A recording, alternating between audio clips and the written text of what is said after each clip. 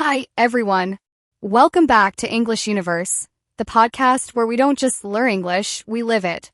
I'm Sofia, your English-speaking bestie, and today we're going to do something a little magical. We're going to rewire your brain.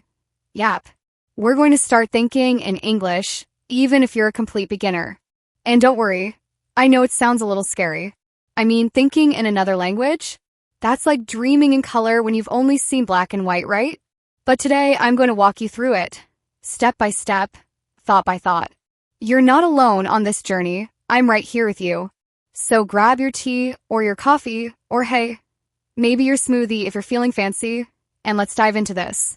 Now, let me ask you something.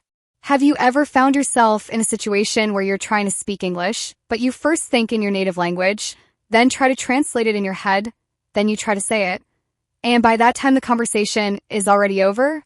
Ugh, been there. It's like your brain is stuck in traffic while the conversation has already reached its destination. So the goal here is not just to learn English words, but to think in English. Naturally, automatically, without translating, like a native. And I promise, it is possible, even if you're a beginner. Even if you've only just started learning English last month. Even if you failed before. Because thinking in English isn't about being perfect. It's about practice, exposure, and the right mindset. Let's begin with the mindset. This is not school. This is not an exam. This is your new reality. A version of you who doesn't study English. You live in English. You breathe it. You see the world through English. So the first thing I want you to do is something really simple. Right now, look around you. Look at anything, a lamp, a chair, your phone, your cat, and just say the word in English. Say it out loud, or whisper it, or say it in your head. But name it in English. My phone, a cup, a table, a red book, a happy dog. You're already starting to think in English. Boom. That's it. Now, I know what you're thinking. That's too simple, Sofia. But listen. The journey from thinking in your native language to thinking in English begins with these little steps. One word at a time. One sentence at a time. So here's your first micro task. For the next 2 minutes, yes, just 2 minutes, think only in English. I don't care if your sentences are broken. I don't care if you just repeat words like apple walk, sky blue, okay, hungry. That's perfectly okay. You're telling your brain, hey, I don't need to go through another language to reach English. I can go directly to English. All right, time for a little experiment. Let's play a quick mind game. I'll say something in English and you just visualize it in your mind. Don't translate it, just imagine it. Ready? A small yellow bird is sitting on a window. What did you see? A cute little bird? A bright sunny window? Great. That's your brain processing English directly. No translation. Just understanding. This is the magic zone, my friend. You want more of that. And we can create that magic more and more through something I call shadow immersion. Oh, sounds mysterious, right? But it's actually fun. Let's do it together. I'm going to say a sentence, and you're going to repeat it after me like my shadow. Okay? Here we go. I'm learning English every single day.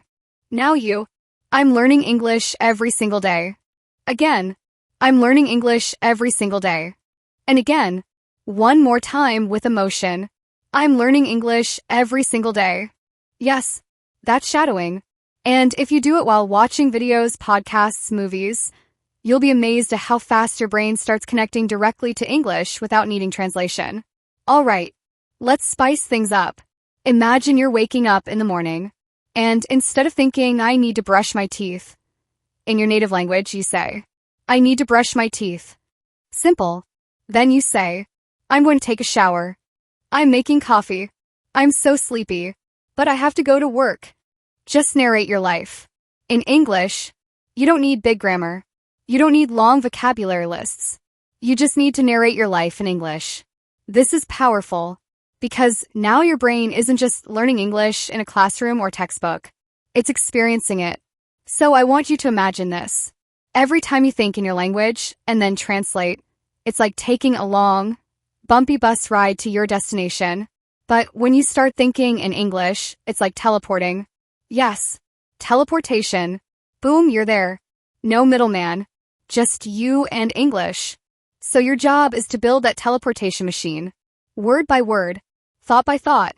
And I know some of you might be thinking, but Sophia, I don't have the vocabulary.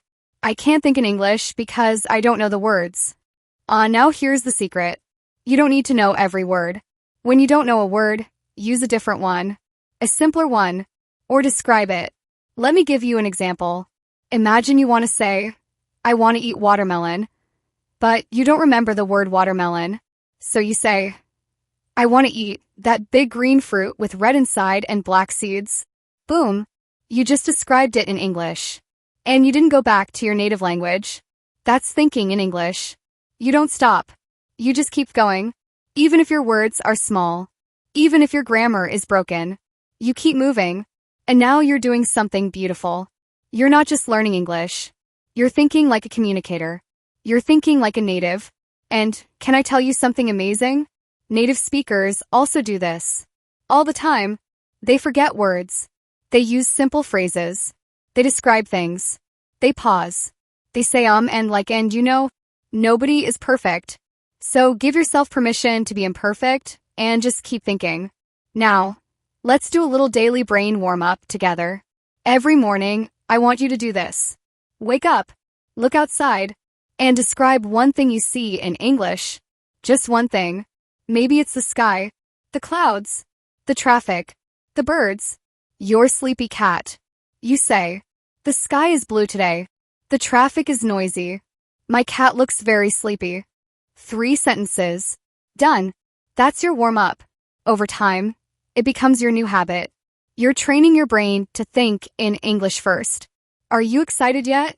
Because I'm feeling so proud of you already. You're doing something millions of people dream of but never start. But you're starting.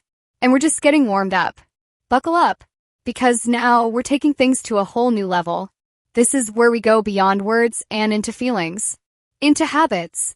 Into identity. Let me start with a question. Have you ever felt something in your heart but couldn't explain it in English? Maybe you were angry, or sad, or excited, or nervous, and all you could say was, I feel, I don't know bad. I get it. Emotions are hard to describe in any language, even our own. But if you want to start truly thinking in English, you've got to feel in English too. So let's play a little imagination game, okay? Close your eyes. Unless you're driving. Then please don't. I want you to imagine it's early morning. The sun is coming through your window. You just woke up. Your eyes are still heavy, but there's a little smile on your face. Why? Because today you're going on a trip. Somewhere you love. You can smell the coffee in the kitchen. You hear birds outside. You're excited. You feel warm, happy, curious, alive. Now describe all of that in English. Not with perfect grammar. Not with big words. Just with feeling. Say it like this. I'm so happy today. The sun is warm. My coffee smells amazing. I feel good. I'm excited for my day. That's emotional thinking. That's turning your feelings into English thoughts. That's power. And you know what else? When you practice this, you start creating emotional connections with English. Why does that matter?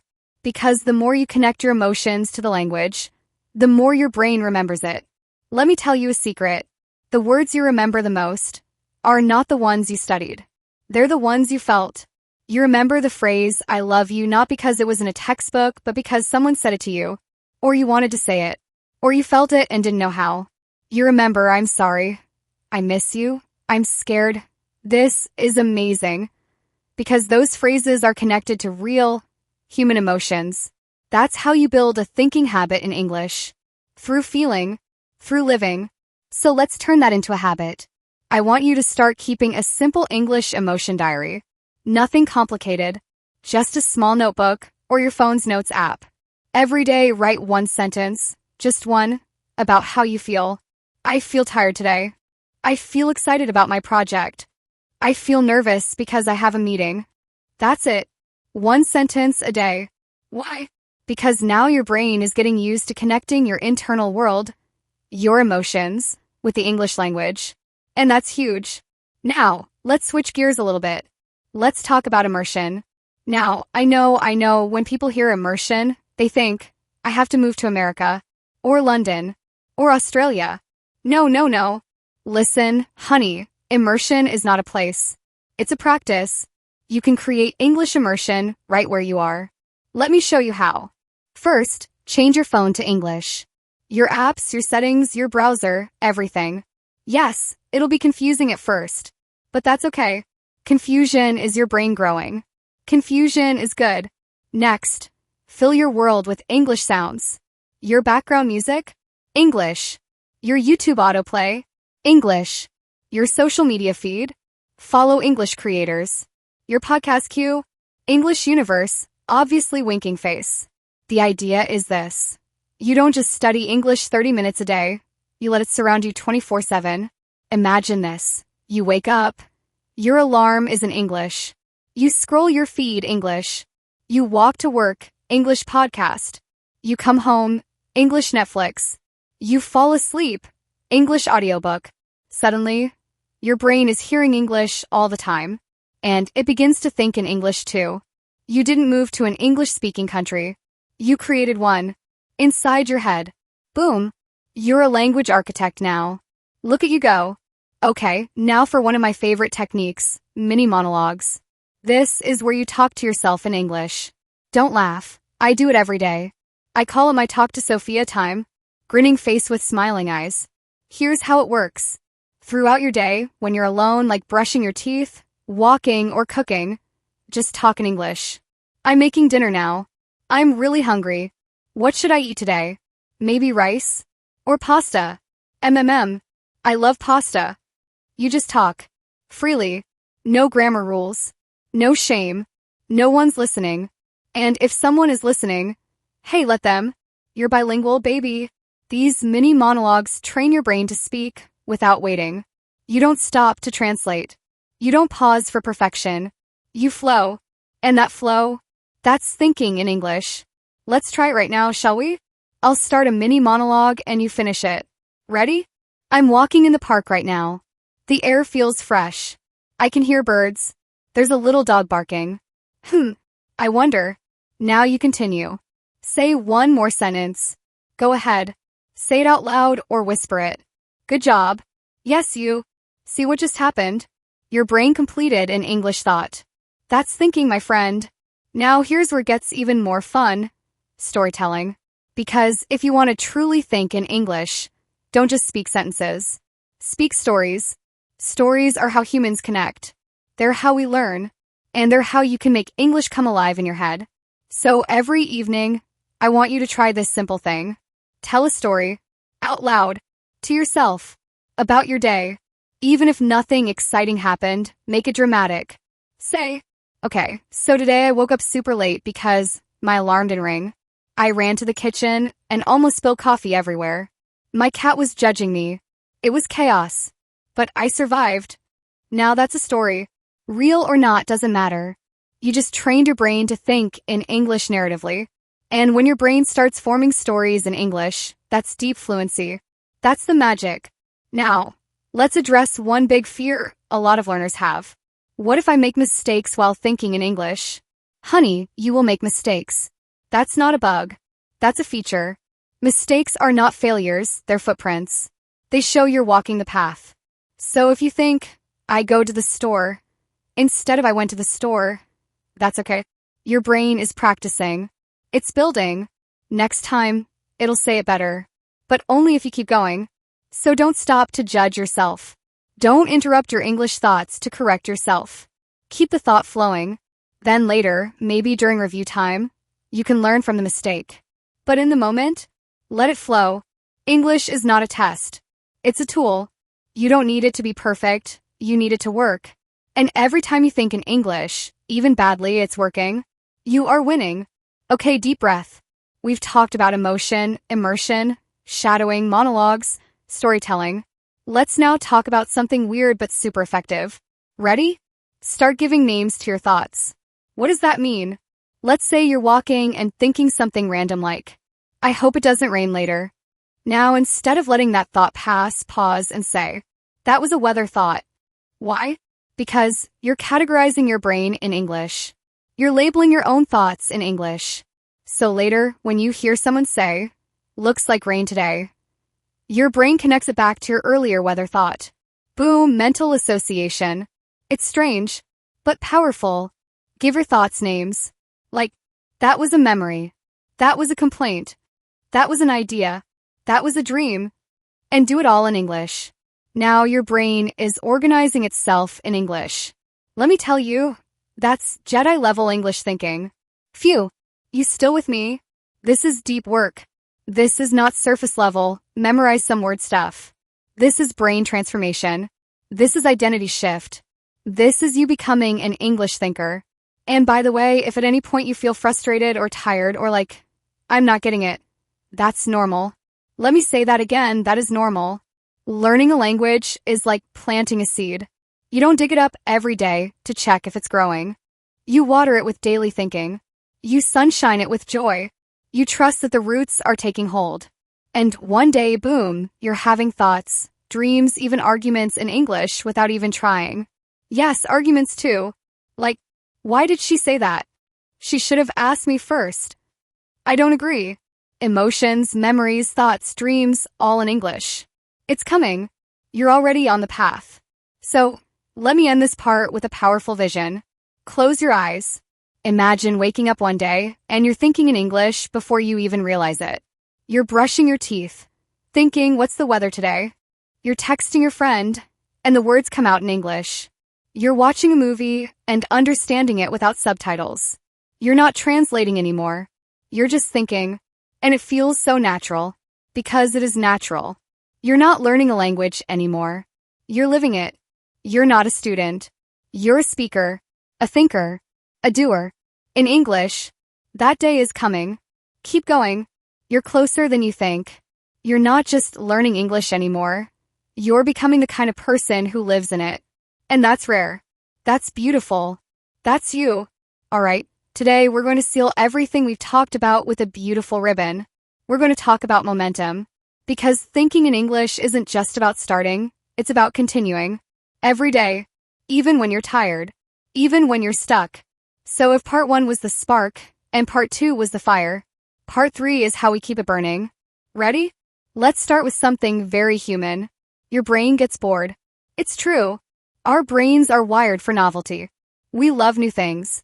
But the moment something becomes routine, the brain says, ugh, again. That's why most people stop thinking in English, not because it's hard, but because it gets boring. So what do? Simple, we gamify it. Turn your English thinking into a game. A challenge. A quest. Here's one of my favorite games. The thought flip. Here's how it works. Every time you catch yourself thinking in your native language, you flip the thought into English. Let's say you think, I'm hungry. I want a sandwich. Boom. You catch it. Now say it in English. I'm hungry. I want a sandwich. Ding. You win. Every time you flip a thought, give yourself a point. Keep score in your head, or even write it down in a notebook or app. Make it fun. Give yourself daily challenges. Small blue diamond, I'll flip 10 thoughts today. Small blue diamond, I'll describe everything I see on my bus ride in English. Small blue diamond, I'll talk to myself while cooking. This is how habits grow. Not with pressure, but with play. Next habit, use micro moments. Here's the truth. You don't need hours to think in English. You need moments. Little micro moments that add up. You're in the elevator? Say, I'm going up to the 6th floor. You're tying your shoes? Think. Okay, left foot first. Now the right. You're brushing your teeth. I need to buy more toothpaste. Each of these tiny thoughts might feel silly, but over time, they train your brain to default to English. Because fluency doesn't live in the big moments, it lives in the small ones. Now, here's a little twist that changes everything. Use questions. Yes, questions are the most powerful way to make your brain think. Let me show you why. When you ask yourself a question like, what should I eat for dinner? Your brain has to answer. That's what brains do. They hate open loops. So they try to solve them. If you ask that question in English, your brain will try to think the answer in English. So here's your challenge. Ask yourself 5 questions a day. In English. Simple ones. What time is it? What do I need to do today? How am I feeling right now? What am I grateful for? What was the best part of my day? And then answer them. out loud, or in your head. Either way, your brain is working. In English. Now, this next one is really fun. Create an English character. Wait, what? Yes, a character. Give your English voice a personality. You can name it, maybe something fun like English Me, or Sofia 2.0, or even Captain Fluency. Why? Because when you think in English, you're often stepping into a different version of yourself, someone who speaks, expresses, and lives in a new world. So give that part of you a voice, a name, a vibe. Let it come alive. And when you're in a situation where you feel shy or stuck, just ask, what would English Me say right now? Boom, instant confidence. It's like switching into your superhero suit. Try it. It works. Now let's go even deeper. If you want to truly think in English, you gotta feed your brain with real-life input. Not textbook English. Not robotic grammar. But real, living, breathing English. I call this the living library method. Here's how it works. You build your own personal library of English input that feels real to you, that speaks to your soul. That means Small Orange Diamond podcasts about things you love. Small Orange Diamond YouTube channels that make you laugh. Small Orange Diamond songs that make you feel. Small Orange Diamond audiobooks that inspire you. Small Orange Diamond shows you actually enjoy. Don't force yourself to listen to boring lectures just because they're in English. Find things that make your heart beat. Because when your heart is in it, your mind follows. Now, let me talk to the perfectionist inside you. Yes, you. I see you. You want every sentence to be right. Every word perfect. But that's not how fluency works. Fluency isn't perfection, it's permission. Permission to speak. Permission to mess up. Permission to grow. So the next time you think something in English and it feels wrong, just smile. Because wrong means you're working. Wrong means you're building. Wrong is the staircase to right. All right, let me leave you with something special. Close your eyes for a moment. I want you to imagine 1 year from now. You've been thinking in English every day. Just a little bit. Some days more, some days less. But you kept going. And now, you're watching movies without subtitles. You're having conversations without translating. You're thinking, dreaming, living in English. And it doesn't feel like a second language anymore. It feels like a second home. Because that's what it is. A place inside your brain and your heart that belongs to you. That's the gift you're building. And it all starts with one thought. Right now. So let me ask you, what are you thinking about in English right now? Think it. Say it. Whisper it. And smile. Because that tiny sentence is your future. And I am so proud of you. Thank you for spending this time with me. If you love this series, do me a tiny favor. Share this podcast with a friend who's learning English. Someone who needs hope. Someone who's ready to think bigger. And hey, keep listening. Keep dreaming. Keep going. Because this journey, it's just getting started. Until next time, this is Sofia, signing off from English Universe. And remember, you don't need permission to think in English. You only need to begin.